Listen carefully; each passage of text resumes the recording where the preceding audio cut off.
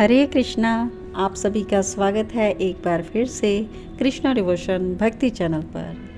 और Krishna devotion channel पर हम श्री कृष्ण चरित अमृतम का आस्वादन कर रहे हैं, प्रभु की लीला कथा श्रवण कर रहे हैं। पिछले मंथ यानी कि कार्तिक मास में कुछ सेवाओं के चलते हुए यह कथा की सेवा होल्ड कर दी गई थी, तो आज फिर से हम इस कथा का फिर से पुनः आरंभ कर रहे हैं।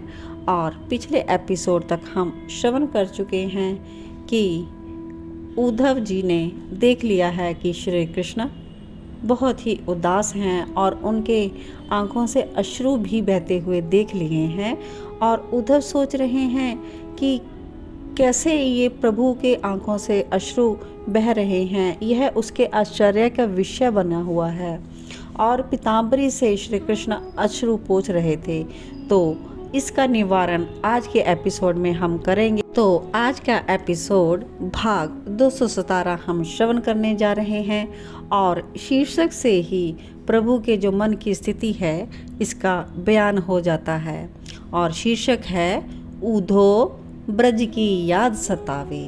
तो श्री कृष्ण ने अपने मन की बात अपने परम मित्र उद्धव से कह दी है कि उद्धो, मुझे ब्रज की याद आ रही है, उसकी याद सता रही है। तो आज का प्रसंग हम श्रवण करते हैं। तो यहाँ से उद्धव गोपी संवाद हम प्रारंभ करते हैं। गोपी प्रेम सर्वोच्चम प्रेम है। तड़पना, रोना, बिलखना, अपने प्यारे के प्रति प्रेम, उसके सुख की कामना, सब सुख का पूर्ण त्याग, यही हम सब उद्धव गोपी संवाद के माध्यम से समझेंगे। और नारद जी ने भी क्यों अपनी नारद भक्ति सूत्र में प्रेम का सर्वोच्च उदाहरण गोपी का देकर कहा है, यथा ब्रज गोपी का नाम। और सूरदास जी ने तो लिख ही दिया है, गोपी प्रेम की ध्वजा। तो आइए उद्धव गोपी संवाद के माध्यम से हम जानते हैं गोपी प्रेम को। मथुरा में सभा लगी हुई थी और सभी श्री देवकी नंदन श्री कृष्णचंद्र जी की जय जयकार कर रहे थे। महाराज उग्रसेन स्वयं बैठे थे और मैं उद्धव भी वहाँ पर बैठा था। और अन्य समस्त राजकीय व्यक्तित्व सभा की शोभा को बढ़ा रहे थे। अक्रूर जी स्वयं खड़े होकर सभा को संबोधित कर रहे थे।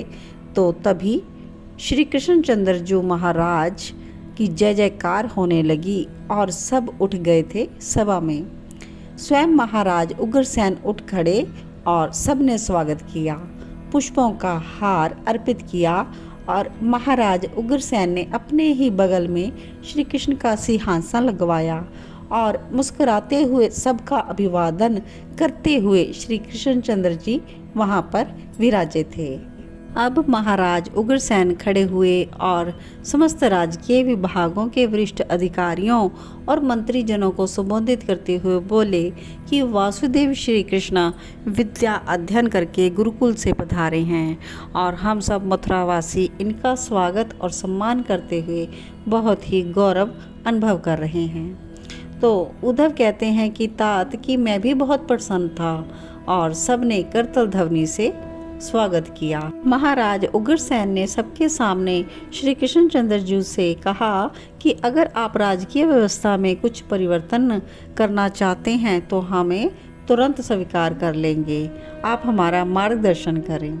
मैं आपका नाना जी होने के नाते नहीं, मथुरा की प्रजा का प्रतिनिधित्व करने वाले के नाते आपसे ऐसा कह रहा हूँ।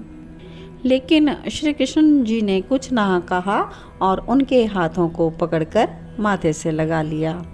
तो आगे उग्रसेन हंसते हैं और बोलते हैं कि वृंदावन की याद आपको हम आने नहीं देंगे, क्योंकि क्या पता आप मथुरा छोड़कर चले जाएं, वहाँ आपको हम यहीं पर रखेंगे।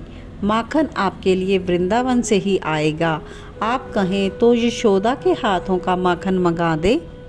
तो उग्रसेन की बातें सुनकर सब हंसे, पर ये क्या, श्री कृष्ण गंभीर हो गए। अभी तक वो सहज थे, मुस्कुरा रहे थे, लेकिन अब इनका मुखमंडल गंभीर हो गया और श्री कृष्ण उठकर खड़े हो गए।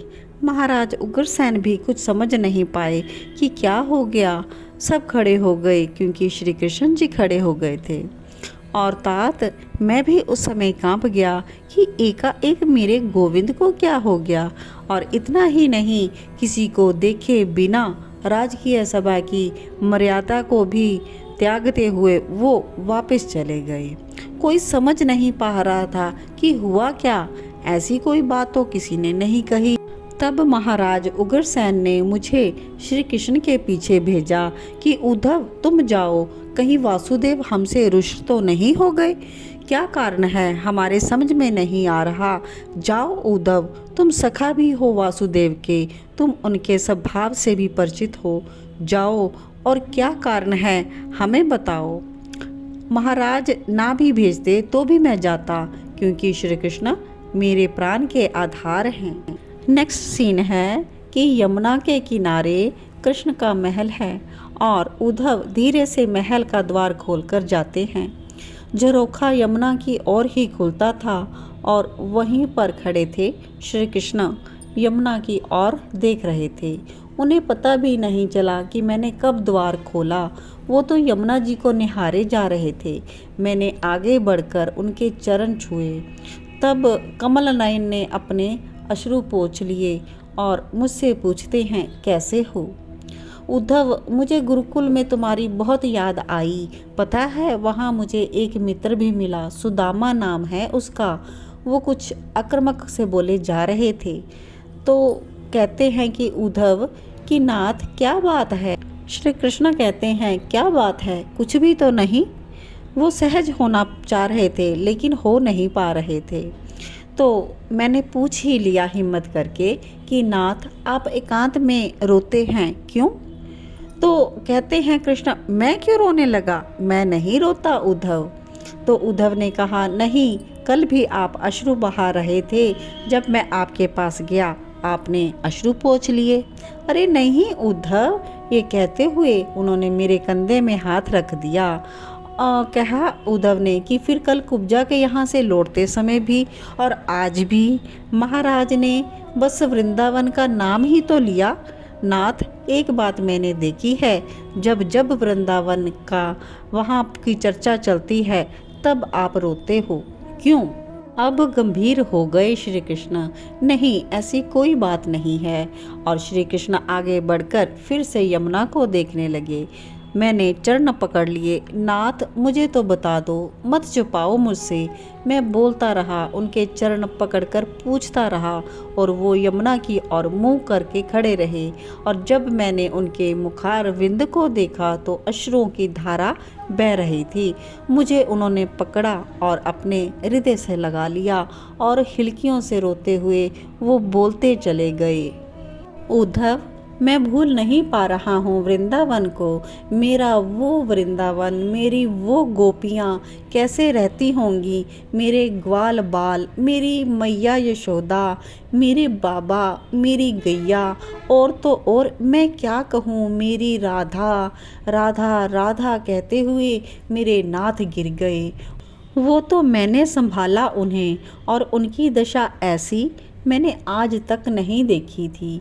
और वो अभी भी राधा राधा राधा पुकार रहे थे और मैं कुछ समझ ही नहीं पा रहा था कि ये क्या हो रहा है। तो आज का प्रसंग यहीं पर विश्राम लेता है।